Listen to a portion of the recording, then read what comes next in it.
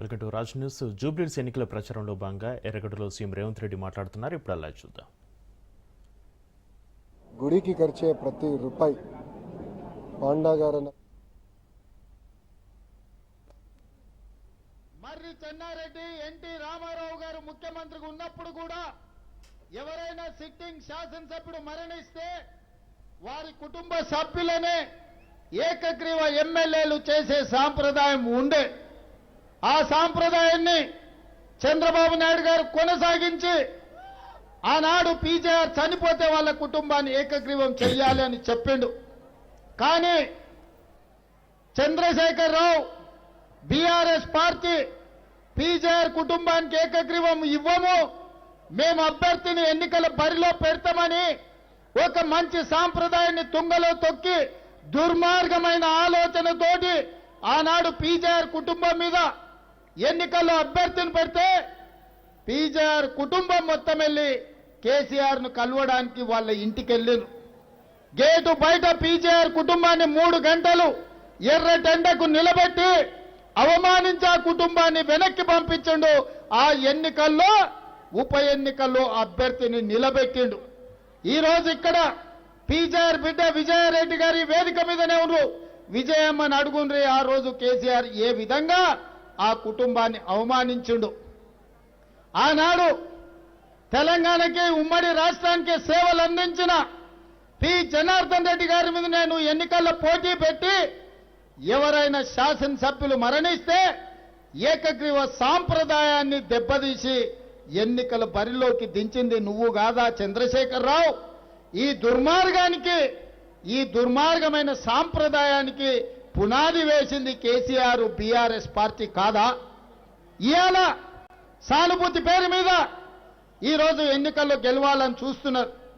ఎర్రగడ్డలో BRS గెలిస్తే, జూబ్లీహిల్స్ శాసనసభలో BRS గెలిస్తే ఈ సమస్యలన్నీ పరిష్కారం అయిపోతాయంట.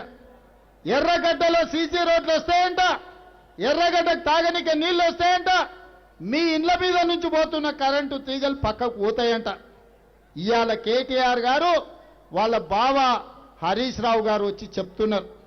ఇంతకుముందు మా రాములు నాయక్ చెప్పినట్టు బిల్లా రంగాలు గల్లీ గల్లీ తిరుగుతున్నారు. ఎందులో తిరుగుతున్నారయ్యా? ఆటో ఎక్కి తిరుగుతున్నారు. ఆటోలు ఎందుకు తిరుగుతున్నారు? మొన్న జరిగిన ఎన్నికల్లో వాళ్ళ అంబాసిడర్ కారును టైర్లు పంచర్లు చేసి టైర్లు ఊడబీకి ఇంజన్ తుక్కు సామాన్ కమ్ముతే ఈరోజు షెడ్డులోకి పోయిన అంబాసిడర్ లేక ఇవాళ ఆటోలలో తిరుగుతున్నారు బిల్లా రంగాలు. నేను అడగదలుచుకున్నా, 10 ఏళ్ళు ముఖ్యమంత్రిగా ఉన్నది మీ నాయననే కదా, 10 ఏళ్ళు మున్సిపల్ మంత్రిగా ఉన్నది నువ్వే కదా, 3 సార్లు జూబ్లీహిల్స్ నుంచి ఎమ్మెల్యేగా నెగ్గింది మీ పార్టీ కదా. మరి ఈ 10 ఏళ్ళు ఈ సమస్యలు పరిష్కరించలేదంటే ఈనాడు ఎర్రగడ్డ కావచ్చు, బోడబండ కావచ్చు, యూసుఫ్ గూడ కావచ్చు, షేక్పేట్ కావచ్చు, వెంగళరావు నగర్ కావచ్చు, సోమాజ్ గూడ కావచ్చు, కృష్ణకాంత్ పార్క్ కావచ్చు, ఈ సమస్యలు పేరుకపోయినాయంటే 10 ఏళ్ళు నువ్వు నీ అయ్యా ఈ జూబ్లీహిల్స్ కు చేసిన అన్యాయం కాదా అని నేను అడుగుతున్న ఈ సందర్భంగా. ఈ సమస్యలకు, ఈ దరిద్రానికి, ఈ పేదోళ్ళ కష్టాలకు తండ్రి కొడుకులు మీరే, మీ ఇద్దరిని కోదండమేసి కొట్టినా కూడా తప్పు లేదని చెప్పి మా యువమిత్రులు, మా యువకులు అంటున్నారు. ఇవాళ మమ్మల్ని గెలిపించండి గెలిపించండి అని ప్రచారం చేస్తారు.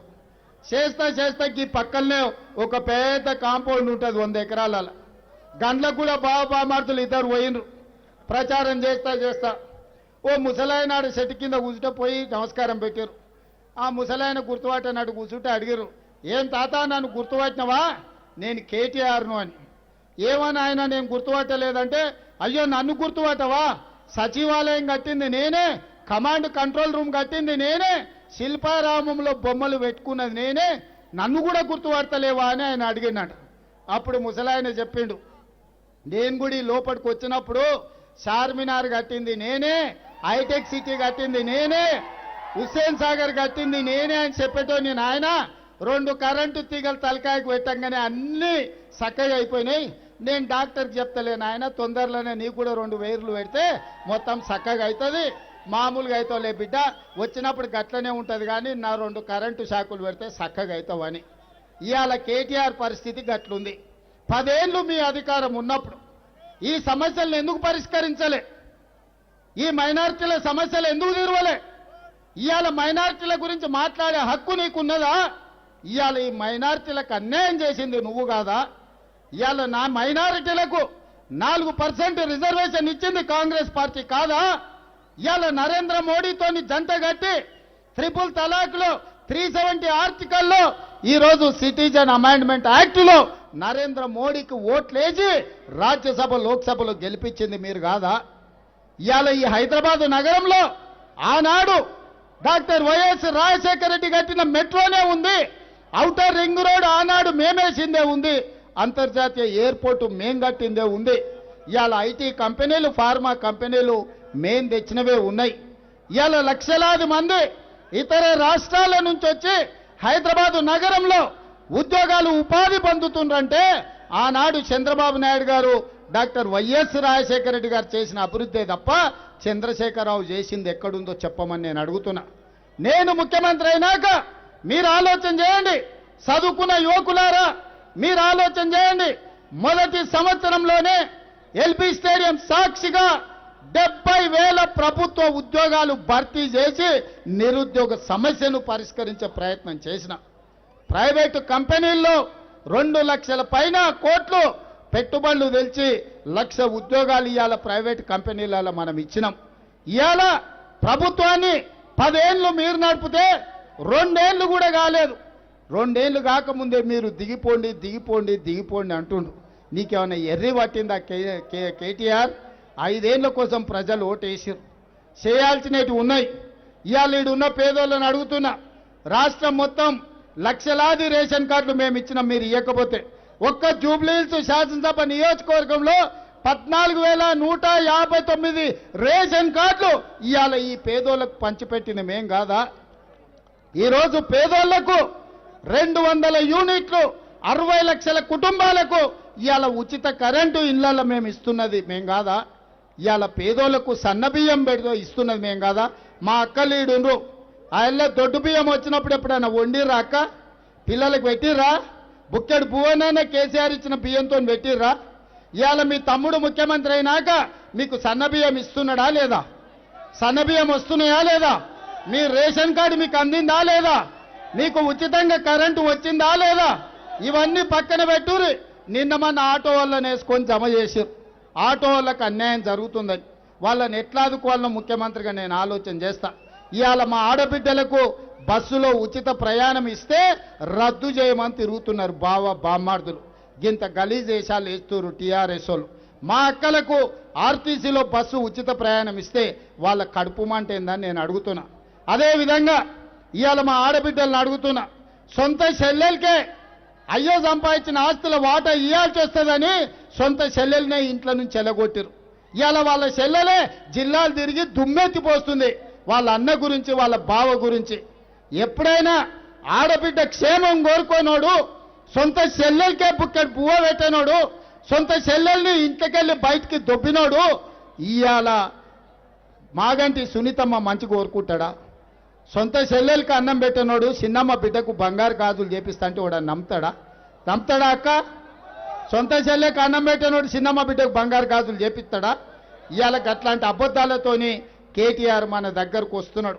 అందుకే ఈ పేద ప్రజలకు రేషన్ కార్డు రావాలన్నా, ఈ పేద ప్రజలకు 200 యూనిట్లు ఉచిత కరెంట్ ఇవ్వాలన్నా, ఈ పేద ప్రజలకు సన్న బియ్యం మీకు అందాలన్నా, ఈ పేదింటి ఆడబిడ్డలు బస్సులో ఉచితంగా ప్రయాణం చేయాలన్నా, రేపు మీ బస్తీలలో ఇంటి జగాలో ఉన్న వాళ్లకు ఇందిరమ్మ ఇల్లు కట్టుకోవడానికి పేదవాళ్లకు 5 లక్షల రూపాయలు ఇవ్వాలన్నా నవీన్ యాదవ్ను గెలిపించండి. ఇవాళ ఈ నగరంలో కంటోన్మెంట్లో మొన్న జరిగిన ఉప ఎన్నికల్లో శ్రీ గణేష్ను గెలిపించిన ఈ వేదిక మీదనే ఉన్నాడు ఎమ్మెల్యేగా. ఇవాళ శ్రీ గణేష్ను కంటోన్మెంట్లో గెలిపిస్తే ఇవాళ కంటోన్మెంట్ అభివృద్ధి కార్యక్రమాలు చేపట్టినాం. దాదాపుగా 4,000 కోట్ల రూపాయలతోని అక్కడ రోడ్లు, తాగనిక నీళ్లు, ఎలివేటెడ్ కారిడార్లు, మిలిటరీ వాళ్ళ దగ్గర ఉన్న భూములు, ఇండ్ల పట్టాలు ఇప్పించడానికి ఇవాళ మనం ప్రయత్నం చేస్తున్నాం. అందుకే సోదరులారా, బోడబండ ఎర్రగడ్డ బాగుపడాలంటే ఈ గడ్డ మీద కాంగ్రెస్ పార్టీ జెండా ఎగరేయాలి. ఆనాడు నేను మీ దగ్గరికి వచ్చిన మీకు విజ్ఞప్తి చేసిన అజరుద్దీన్ను గెలిపించండి మంత్రిని చేస్తా అని. కానీ ఆనాడు తప్పిదం జరిగింది, అజర్బాయ్ గెలవలేదు. అయినా మీకు ఇచ్చిన మాట ప్రకారం మాట తప్పను మడమ తిప్పను అని అజరుద్దీన్ మంత్రిని చేసి నీ దగ్గరికి తెచ్చినాకనే ఈ జూబ్ली हिल्स లో ఓట్లు అడగడానికి వచ్చిన. हमारे भाई बहनों से एक ही गुजारिश है, मैं पिछले चुनाव में इधर आए थे, आप लोगों को मैं गुजारिश किए अजहर भाई को अब जिता दो, उनको मंत्री बनाने की जिम्मेदारी मैं लूंगा. मेरे सरकार में जूबली हिल्स को तरक्की करने के लिए मैं कोशिश करने के लिए उस दिन वादा किए थे. मगर चुनाव में गलत फहमी से हमारे भाई बहनों चोरों को वोट दिए, 3 बार दिए, 1 बार नहीं. 10 साल बाप बेटे इस राज्य को चलाए, इस राज्य को लूटी किए. बाप 1 नंबर रहा तो बेटा 10 नंबर निकला, तेलंगाना राज्य को लूटी कर दिए. आज इसीलिए मैं जो बात देता हूं, बात के लिए मैं मरूंगा मगर पीछे हटने वाले नहीं है. इसीलिए अजहरुद्दीन को आज मंत्री बना के आपके सामने खड़ा किया. आप ये वोट दो, आपके तरफ से 2 सिपाही, एक नवीन यादव, दूसरे सिपाही हमारा अजहर भाई आपके तरफ वकालत लेने वाले हैं.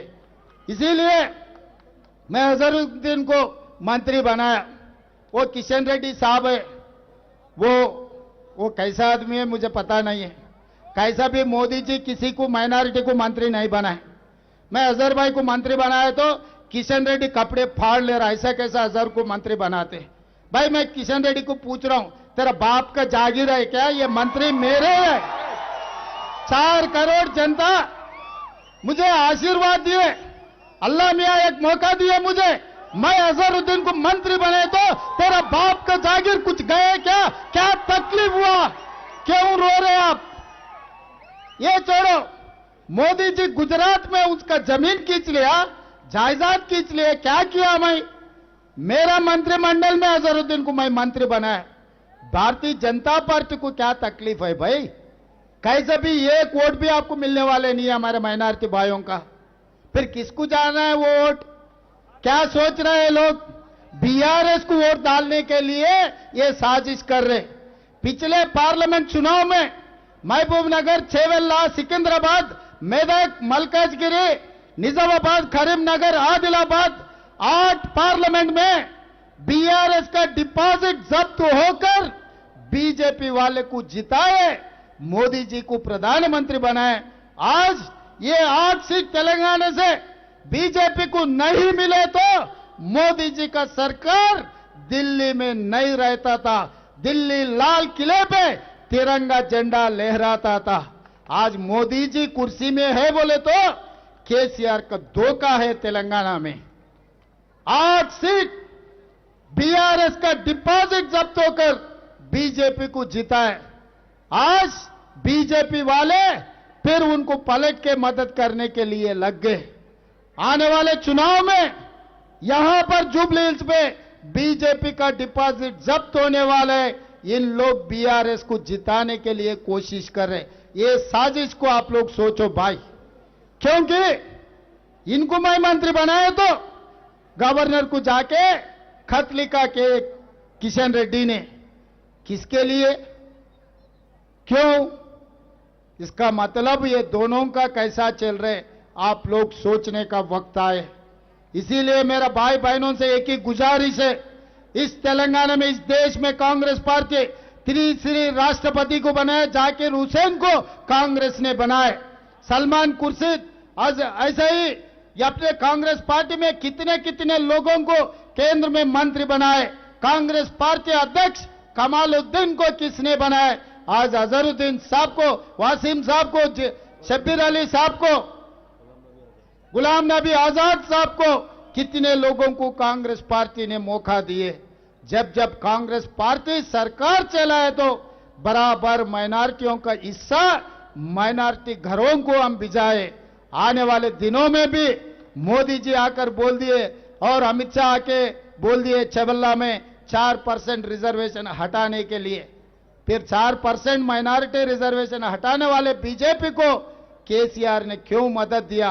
ट्रिपल तलाक में मदद दिया, 370 आर्टिकल में मदद दिया, सिटीजन अमेंडमेंट एक्ट में मदद दिए। हर वक्त जब तकलीफ मोदी जी को आए तो केसीआर ने उनको मदद दिए। आप लोग सोचो एक बार वोट डालने से पहले आज क्या हो रहा है। ये चुनाव सुनीता नवीन यादव का नहीं है, ये चुनाव केसीआर मोदी जी एक तरफ है, रेवंत रेड्डी राहुल गांधी दूसरे तरफ है। आप लोग तय कर लो, अब मोदी जी केसीआर के साथ में जाने वाले हैं, नहीं तो राहुल गांधी इस देश के लिए जो कुर्बानी किए, महात्मा गांधी शहीद हुए, इंदिरा जी शहीद हुए, राजीव गांधी जी शहीद हुए। आज के तारीख में कन्याकुमारी से लेकर कश्मीर तक 150 दिन 4000 किलोमीटर जो ये आम जनता के लिए पाद यात्रा किए, राहुल गांधी जी के साथ रहते, नहीं तो केसीआर धोखेबाज के साथ रहते। आप लोग सोच लो भाई, ये मेरा जिम्मेदारी है आप लोगों को याद दिलाने का। याद करने के बाद फैसला करने का जिम्मेदारी आप लोगों का है। आप लोग सोच के भटकाने वाले बहुत रहते, बोलने वाले बहुत रहते, ऑटो वाले को तकलीफ है बोल रहे, महिलाओं को मैं बस में मुफ्त में चलने के लिए मौका दिए तो ऑटो वाले को तकलीफ हो गए बोल रहे, महिलाओं का रद्द कर दो बोल रहे। भाई ऑटो वालों को बचाने का जिम्मेदारी मेरी है। कुछ वक्त लगेंगे क्योंकि 10 साल लूट लिए, आज 2 साल भी नहीं हुआ मेरे सरकार, आगे 3 साल है और आपके आशीर्वाद से और 5 साल कांग्रेस की सरकार रहेंगे इस तेलंगाना में। इस जगह में आप लोगों को जो काम करना है, एर्रागड्डा में सीसी रोड होना, नहीं तो पानी होना, बिजली के खंभे हटाना है तो कांग्रेस पार्टी को जिता दो। आप एक वोट दो, 2 सिपाहियों को मैं दे रहा हूं, एक नवीन यादव एमएलए बन के आपके सिपाही बनेगा, दूसरे हमारे अजहर भाई मंत्री होके आपके सेवा करने के लिए इस गली गली में घूमेगा। इसीलिए आपके आशीर्वाद, क्योंकि हैदराबाद शहर में मेरे साथ काम करने वाले कोई भी नहीं है, बहुत सारे एमएलए लोग हैं। कल श्रीनिवास यादव साहब भी कुछ बयान दे रहे थे, आज हम ये करेंगे वो करेंगे। श्रीनिवास यादव साहब 10 साल आप मंत्री थे, क्या क्या किया सबको पता है, कौन सी गली में कब्जा कर लिया सब कुछ सबको पता है, मैं बोलने का जरूरी नहीं है। इसीलिए ये हैदराबाद शहर में आप मदद करो।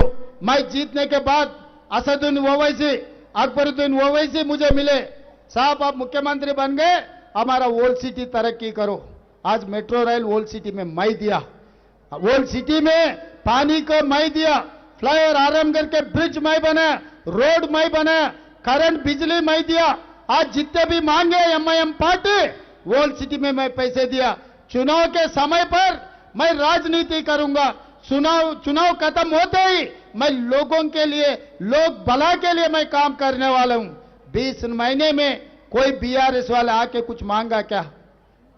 मागंटी गोपी जी मेरा अच्छा दोस्त है, कभी जुबली हिल्स के लिए 1 पैसा तो भी, एक गली में रोड के लिए तो भी कुछ आके मांगा क्या? जब कुछ भी नहीं मांगे तो मिलेंगे कैसे? जब मुझे नहीं बुलाए तो कैसा मिलेंगे? आज हमारे मंत्रियों को यहां भेजे तो तकलीफ दिखाए तो कुछ कम 300 करोड़ रुपए में मंजूर किया, आज काम आज चल रहे। ये आगे तरक्की होना, आगे 3000 बनना है तो नवीन यादव को एमएलए जिता दो इस चुनाव में। మిత్రులారా 10 ఏళ్ళు వాళ్ళదే ప్రభుత్వం, 3 సార్లు వాళ్ళే ఎమ్మెల్యే, 2 సార్లు కేటీఆర్ మున్సిపల్ మంత్రి, 2 సార్లు కేసీఆర్ ముఖ్యమంత్రి. చెయ్యదలుచుకుంటే జూబ్లీ హిల్స్ను అద్దములు చేసి ఉండొచ్చు.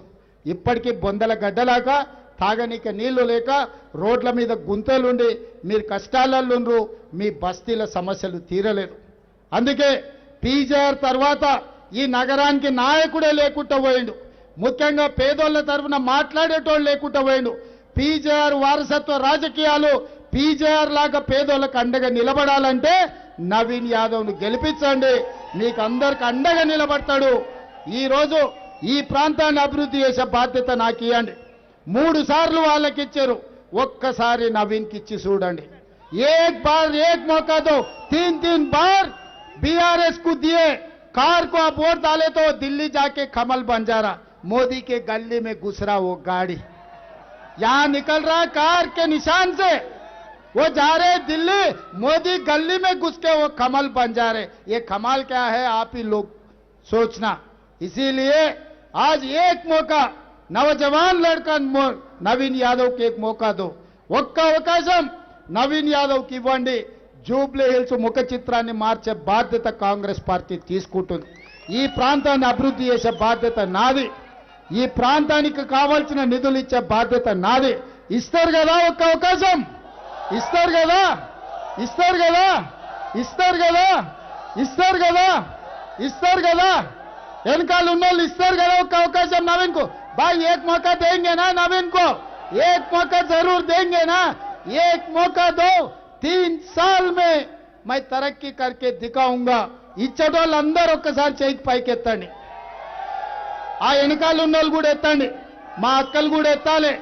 జై కాంగ్రెస్, జై జై కాంగ్రెస్, హస్తం గుర్తుకే, హస్తం గుర్తుకే, హస్తం గుర్తుకే.